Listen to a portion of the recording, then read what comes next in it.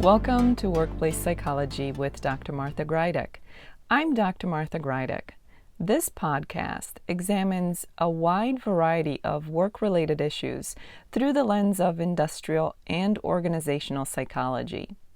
And while many of the topics discussed here may be seen as intended for white-collar employees and their employers, in reality, the ideas presented here are applicable across organizations and industries.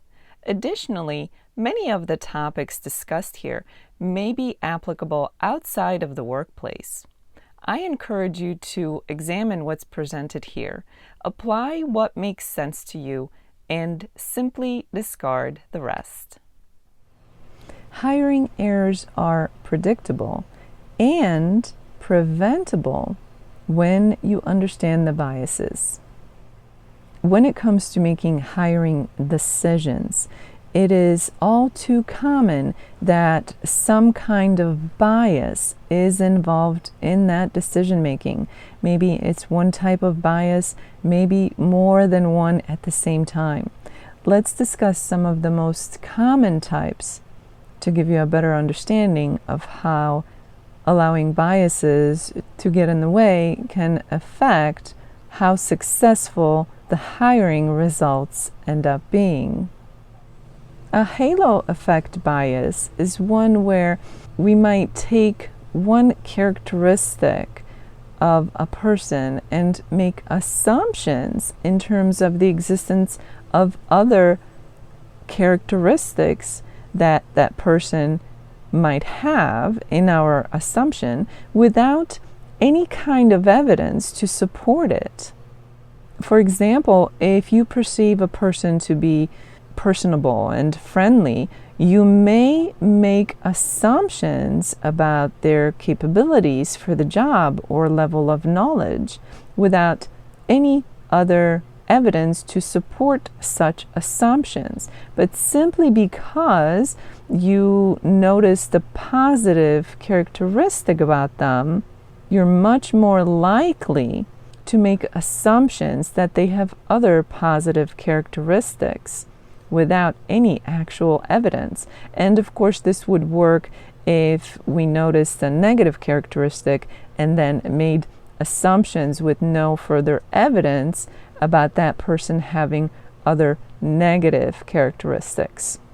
But when it comes to hiring, making assumptions that a person has characteristics or capabilities that would be favorable to the position we're trying to fill could end up with a decision that is not the right one. A similarity bias is one where the interviewer or the hiring person may favor candidates who are similar to them in some way, whatever way that may be. It may not even be ways that are related to the organization or the position that is being filled. People may simply favor someone if they think that person is like them in some ways. Maybe they have a similar educational background. Maybe they went to the same college or university. Maybe they grew up in the same area or have the same cultural background. It could be a wide variety of things. Assuming that a person's confidence equals their competence could also prove to be an error when hiring a person. Someone may interview well, someone may speak highly of their supposed abilities and skills, but just because they tell you one thing or perhaps even boast about their own capabilities doesn't mean that they actually have such abilities, such capabilities. So making assumptions simply by what a person claims without anything to back up their claims could result in a hire that doesn't quite work out. So just because someone is confident does not mean that they are competent. Pedigree bias is another one to watch out for. This is where we may tend to make assumptions, maybe favorable assumptions for a potential candidate based on things that are related to familial or educational connections or backgrounds. This often leads to skewed perceptions. Just because someone comes from a certain family does not guarantee that they will be a successful new hire for your organization. Similarly, just because they have their education, their degree from a certain school, does not guarantee that they are the right person for the job.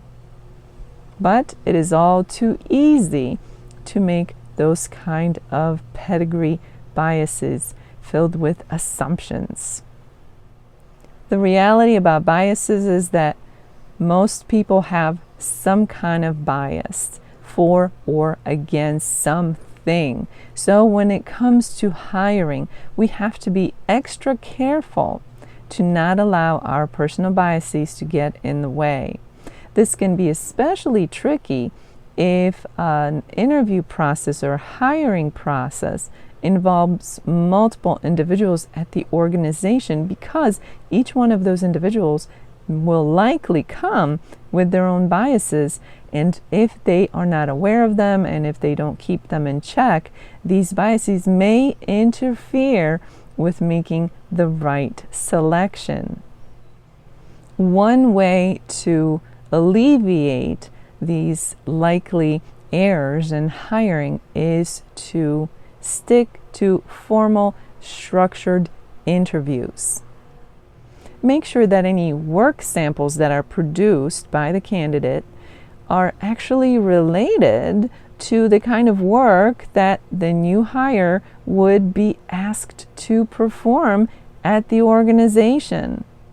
While an interviewer may be impressed by an achievement that the prospective new employee presents, what matters is whether or not that achievement is relevant to the organization and that position.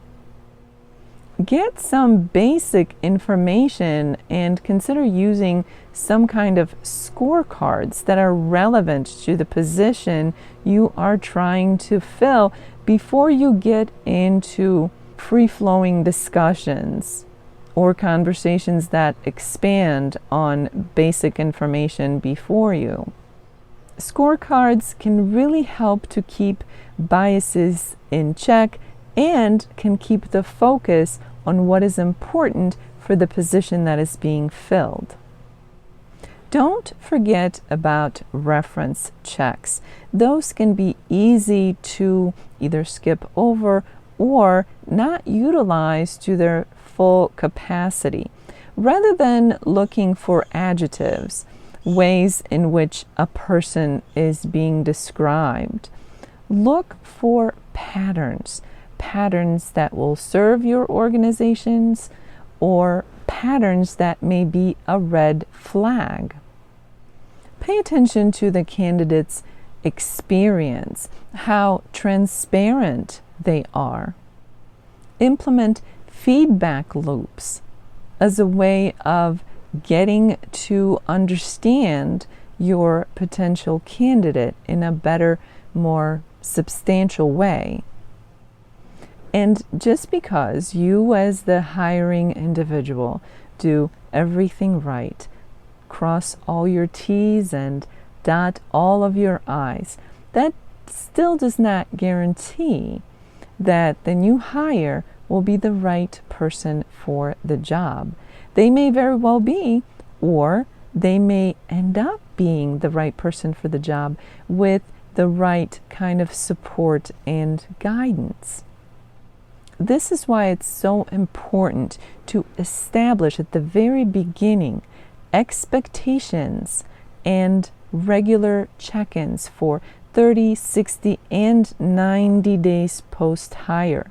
This is not only to check in with the new hire to make sure that they are doing what they're supposed to be doing and what they said that they can do, but also to see if they need clarification, if they need resources, if they need support, if they need guidance. It's not unheard of that a person may have a somewhat rocky start with an organization and turn out to be a competent, excellent, valuable employee once they get into the groove of things, once they figure it out. But the best way for them to succeed is to have the organization back them up and support them. So make sure when you do bring a new employee on board, you have those 30, 60, and 90-day expectation check-ins where you can also seek their feedback and provide whatever it is that they may need to succeed. Remember that just because most people have biases of some sort, it does not mean that those biases go unchecked and interfere with the best decision making that is available to us. Awareness is the first step.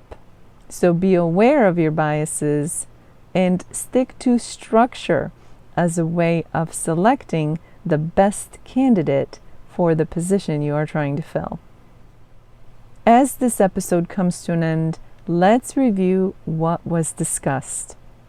When it comes to hiring mistakes, biases are often at the root of the problem. Whether it's the halo effect, the similarity bias, the pedigree bias, or the confidence versus competence error, whatever the case may be, all of these are identifiable, recognizable, and preventable. Stick to structured interviews and scorecards as a way of identifying the best potential candidates. Focus on skills that are relevant to the position you are trying to fill. Any work samples should be tied to real tasks, number one, and number two, tasks that are relevant to your position. Engage with the candidate and focus on transparency, fairness, and feedback loops. This is how you get to know who the candidate is on a more meaningful, helpful level. And remember to engage in a post-hire validation at 30, 60, and 90 days. That could make a tremendous difference of whether or not the candidate succeeds and actually works out. As this week unfolds, I encourage you to consider what kind of biases you may have about new hires, whether or not you are in a hiring position. It's an interesting exercise to engage in, if nothing else, to better understand yourself. And if you are someone who is involved in hiring for your organization, this is even that much more important. What kind of biases could be interfering with you selecting the best candidate? And what kind of interviewing styles and tactics do you engage in to make sure that you are selecting the best candidate? Do you focus on structured interviews and checklists, or do you tend to wing it through general conversation? Remember that structure allows you to present your findings to others in a way that is more meaningful than anecdotal sharing of information. Although biases are part of life, they don't have to rule the hiring process or the end result. So make sure to pay attention to yours. For those of you who experience this podcast in an audio-only version, I encourage you to check out my YouTube channel, Stress Free with Dr. G, where you can find the video version of the podcast. Once you're there, check out some of the other videos. They focus on stress management. Stress Free with Dr. G is available on YouTube, and the link for that is in the description below. Thank you for joining me today. Please subscribe to this podcast. I look forward to seeing you here again next time. Until then, I wish you joy and well-being.